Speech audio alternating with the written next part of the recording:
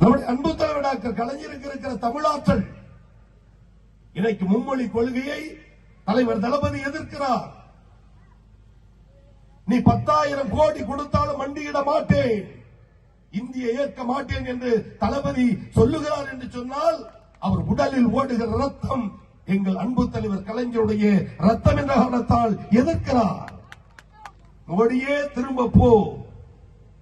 நான் சமீபத்தில் ஒரு புத்தகம் படித்தேன். புத்தகத்தில் அணிந்துரை எழுதியிருப்பவர் கவிஞர் அப்துல் ரஹ்மான். ஆற்றொழுக்க கவிஞர், அதன் கவிச்சுடரை போல புகழ்மிக்க கவிஞர், பேராசிரியர், பல கல்லூரிகளில் பணியாற்றக்கூடியவர். அன்பு தலைவர் கலைஞர் அவர்கள் கவியரங்கில் மேடைகளில் பேசுவதே ஒரு இலக்கிய நயம். திராவிட முன்னேற்ற கழக தலைவர்கள் மறைந்துவிட்டால் காவியம் எழுதுவார், கண்ணீர் அஞ்சல் எழுதுவார். கவிஞர்களை கவிபாட அழைக்கிற விதமும் அழகாக இருக்கும். கவியரசர் வைரமுத்துவை அழைக்கும் போது சொல்லுவார், கவியரசே வருக, கவிதை மலை தருக. அழைக்கிற விதம். அப்துல் ரஹ்மானை கலைஞர் சொல்லுவார், கவியூரில் சென்று வெற்றி பெற்று மறுநேரம் என்ன வெகுமானம் வேண்டும் என்று என்னை கேட்டால் யார் கலைஞர் சொல்லுவது, அழைத்து வாருங்கள் அப்துல் ரஹ்மானை என்பேன் நான். அப்படி புகழ்பெற்ற கவிஞர் அப்துல் ரஹ்மான் ஒரு புத்தகத்திற்கு அணிந்துரை எழுதுகிறார்.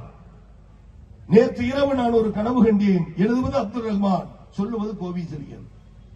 நேற்று இரவு நான் ஒரு கனவு கண்டேன். தமிழ் தாயின் கனவில் வந்தால் நலமா என்றால் நலம்தான் என்றேன், நீ நலமா என்றேன், நலம்தான் என்றால். உனது முகவரி எதுவென்று கேட்டேன்.